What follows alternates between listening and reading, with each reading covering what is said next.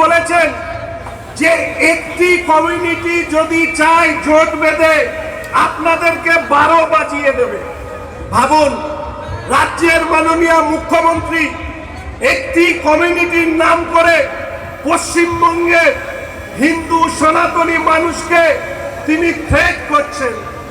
এরপরে যদি এই মুখ্যমন্ত্রীকে আমরা ক্ষমা করি, তাহলে এই শিলিগুড়িতে যারা আজকে বসবাস করছেন তারা গঙ্গার ওই পার থেকে আর কোন পারে যাবেন সেটা আপনাদেরকে ভাবতে হবে। তাই আমরা মাননীয় মুখ্যমন্ত্রীকে এই খোলা মঞ্চ থেকে চ্যালেঞ্জ করছি, আপনার যদি ক্ষমতা থাকে মমতা ব্যানার্জি, আপনি যদি সত্যিকারের জন্ম নিয়ে থাকেন, আপনি আপনাকে বলছি দম থাকে যদি আপনি বলেন কোন কমিউনিটির ক্ষমতা আছে পশ্চিমবঙ্গে হিন্দু সনাতনীদেরকে উৎখাত করা, আপনি বলেন।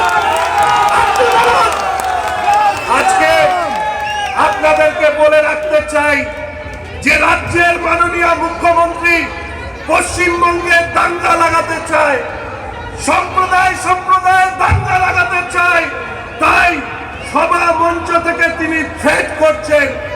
এই পশ্চিমবঙ্গ গঠন হয়েছে শ্যামাপ্রসাদ মুখার্জির হাত ধরে। এই পশ্চিমবঙ্গ তৈরি হয়েছিল হিন্দু হোমল্যান্ড তৈরি করবার স্বার্থে, নাহলে এই পশ্চিমবঙ্গ আজকে বাংলাদেশের সাথে থাকতো। আর পশ্চিমবঙ্গ যদি বাংলাদেশের সাথে থাকতো, তাহলে আপনারা দেখেছেন বাংলাদেশে যেভাবে হিন্দুদের উপর অত্যাচার হয়েছে, সর্বশেষে দীপু দাসকে ল্যাম্পপোস্টে পুড়িয়ে মারা হয়েছে, জ্বালিয়ে মারা হয়েছে। আপনারা নিশ্চিতভাবে ভুলে যাননি। আমাদের দুই সেই শিল্পী হরগোবিন্দ দাস, চন্দন দাস, তাদেরকে যেভাবে মারা হয়েছে,